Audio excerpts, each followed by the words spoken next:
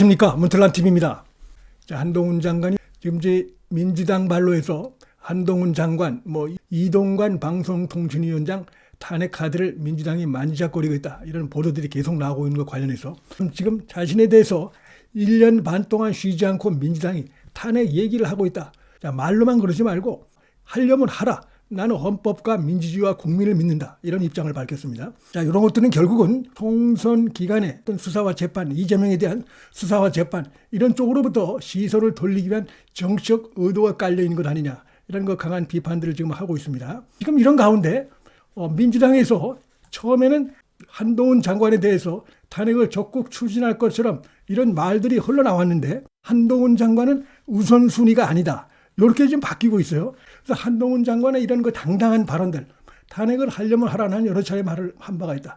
말로만 겁박하지 말라라고 한 이런 그 한동훈 장관의 발언 속에는 그가 스스로 얘기했듯이 법률과 헌법에 따라서 국민을 위해서 나는 일해왔다라는 어떤 당당함 그 자체의 의미뿐만이 아니라 정치적인 함의도 담겨 있다고 생각이 됩니다. 바로 그런 점 때문에 민주당이 좀 주춤하고 있는 것이다, 이렇게도 해석이 가능하다고 봅니다. 다시 말해서 한동훈 장관을 실제로 이 민주당이 탄핵을 추진할 경우에 그로 인한 부작용, 후과, 이런 거에 대해서 굉장히 좀 두려워하고 있는 것이다, 이렇게 볼 수가 있다고 생각이 됩니다. 그냥 수의 힘으로 힘자랑을 하는 것이기 때문에 이런 것이 이제 총선에서 국민들에게 저 거대 야당이 아직도 지금 그 수의 힘을 이용해서 폭력적으로 지금 국정의 발목을 잡고 있다, 이런 것들은 차기 총선에서 국민들로부터 당연히 심판 대상이 될 수밖에 없다고 생각이 됩니다. 그런 것에 대한 두려움, 이런 것도 있을 것이고, 또 하나는 이렇게 해서 이제 한동훈 장관을 설령 수의 힘으로 탄핵을 성공하겠죠.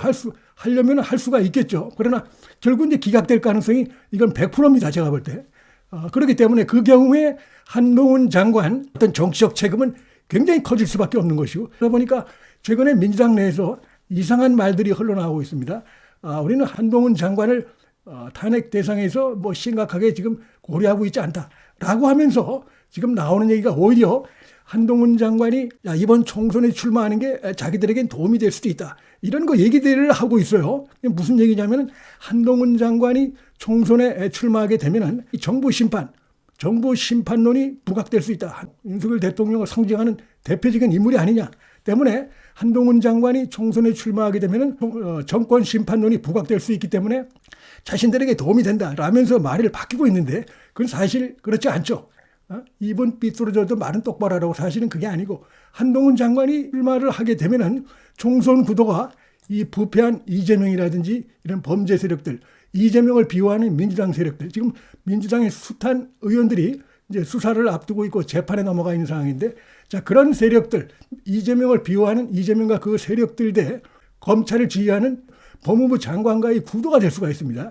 이런 부분들은 당연히 민주당과 이재명에 불리하게 작용할 수밖에 없는 것입니다.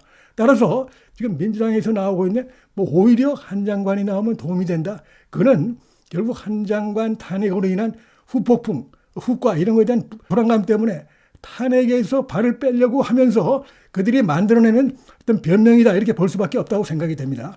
그리고 만약에 한 장관을 갖다가 탄핵을 한다고 하면 총선 내내 그들에게 불리한 이런 거 프레임이 형성될 수밖에 없는 것이죠. 그리고 국민들이 볼 때 민주당 세력들이 지금까지 한 게 뭐가 있나 보면 역시 수의 힘을 가지고 그냥 그 발목 잡기 하고 탄핵하고 특검 남발하고 그다음에 거리에 나가서 시위하고 거짓 이런 말들을 통해서 국민들을 현혹시킨 이런 것밖에 더 있느냐, 이런 것을 국민들이 충분히 느낄 수 있는 것이고, 그것이 심판으로 갈 수가 있다. 야당에 대한 심판, 이것이 커질 수 있다, 이렇게 충분히 예상되는 구도라고 생각이 됩니다. 한동훈 장관이 지금 당당하게, 총선이 다가오고 있지만 당당하게 나를 탄핵하려면 하라 라면서 민주당의 행태에 대해서 강하게 이렇게 비판하고 있는 데에는 표현이 담고 있는 그 의미 넘어서서 어떤 정치적인 함의도 있다. 방금 말씀드린 그러한 것들이 충분히 담겨 있을 수 있다고 보고, 좋다, 내가 총선에 못 나가더라도, 제가 볼 때는 그렇습니다. 이걸 총선에 나가기 위해서 민주당이 탄핵 소추안을 국회에 이렇게 올리면은 곧바로 무슨 윤석열 대통령에 의해서 바로 그 사직서를 내고, 저는 그렇게 할 것 같지 않습니다. 한 장관이 그런 그 방법을 택하지 않고 지금까지처럼 당당하게 나갈 것 같습니다. 그래서 만약에 정말 이 무도한 세력들이 어리석게도 한 장관을 탄핵을 시켜서 한 장관이 총선에 못 나간다, 그 경우까지도 한동훈이 제가 볼 때는 다 그의 수에 다 지금 포함되어 있다고 생각이 됩니다.